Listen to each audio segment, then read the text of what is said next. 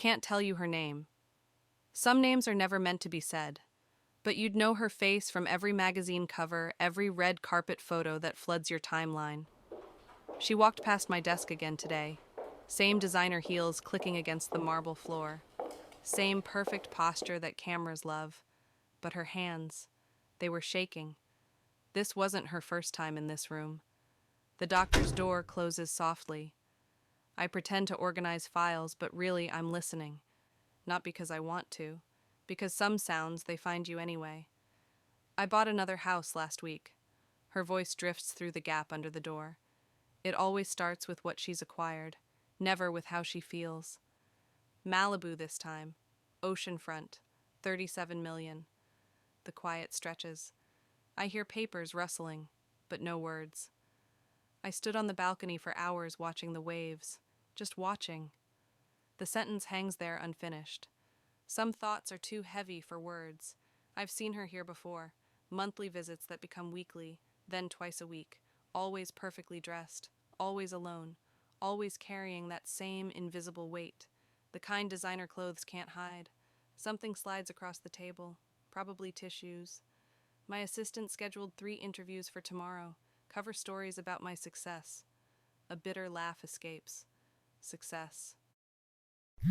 Her phone buzzes constantly, even here, even now, the outside world demanding pieces of her that might not exist anymore. Do you know what it's like to have everything you ever wanted and still feel empty? She doesn't say the word. She doesn't need to. I remember the first time she came here, 2 years ago, same polished exterior. But her eyes, they were different then, still had fight in them. Now they're just tired. I let someone go yesterday, my security detail. He was asking too many questions, questions I didn't want to answer. A chair creaks, that's all. Everyone thinks fame is the answer. They line up for auditions, dream of magazine covers. Imagine what it would be like to have what I have, if they only knew. The awards line her mansion walls, golden statues that catch light and throw shadows. She once mentioned how they look like tiny prisoners behind glass.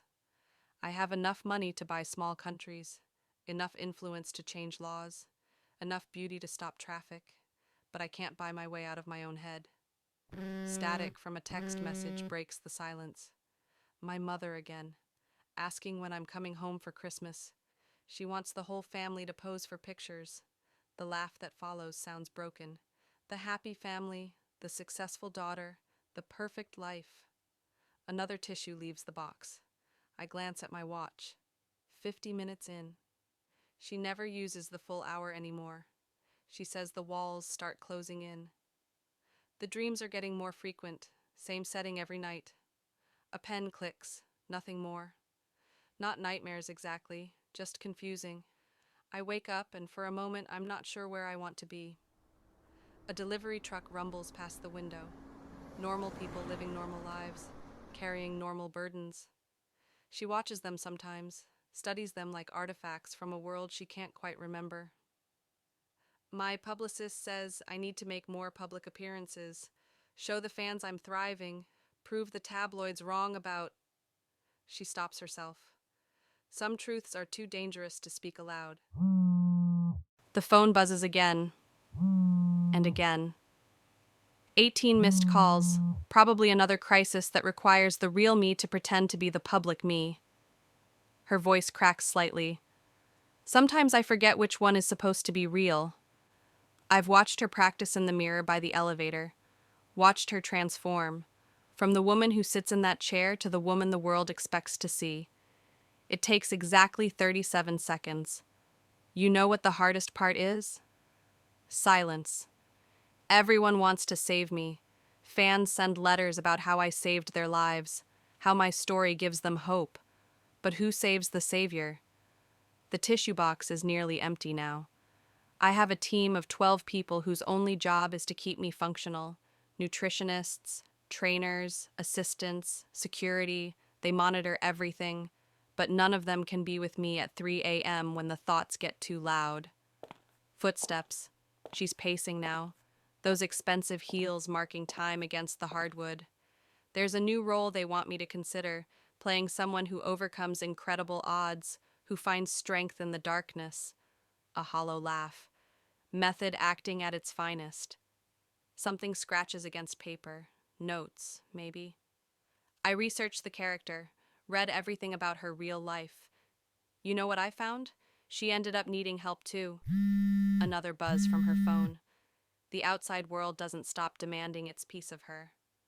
My manager wants to book a world tour, 60 cities, sold out arenas full of people who see me as some kind of beacon. She pauses. How do you perform hope when you're not sure you believe in it anymore? She's back in the chair now. I can tell by the way her voice settles. Lower, more intimate. I tried calling my old friends last week, the ones from before the fame, before the money, before everyone started treating me like I was made of glass and gold.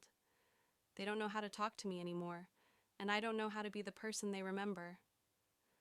Sometimes I wonder if that person ever existed, or if she was just practice for this role I'm playing now. Her breathing changes, deeper, more labored. What if this is who I always was? A siren wails in the distance. Someone else's emergency, someone else's crisis. I have a charity event tomorrow night about awareness, about helping people talk. The irony cuts through the air. I'll give a speech about seeking help, about breaking stigma, about how healing is possible.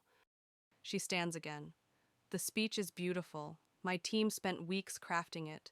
Every word designed to inspire, to heal, to give hope. Her voice wavers. I just wonder if anyone will notice that the person giving it. She doesn't finish. Some sentences are meant to stay broken. The session ends. She gathers her things. The purse that costs more than most people's cars. The sunglasses that hide the evidence. The mask of perfection. Same time next week? A quiet yes from inside. She pauses at the door. For a moment, the mask slips completely. What if I can't keep pretending? Then she's gone. Heels clicking down the hallway, the elevator closing, carrying her back to a world that demands everything. I sit at my desk, staring at the appointment book. Her name is there, written in pencil, always in pencil, but she's not the only name written that way. The door stays open. It always stays open. And I'm starting to wonder, who else walks through it? Some names are written in ink. Some in pencil. Pencil names can be erased. Or rewritten.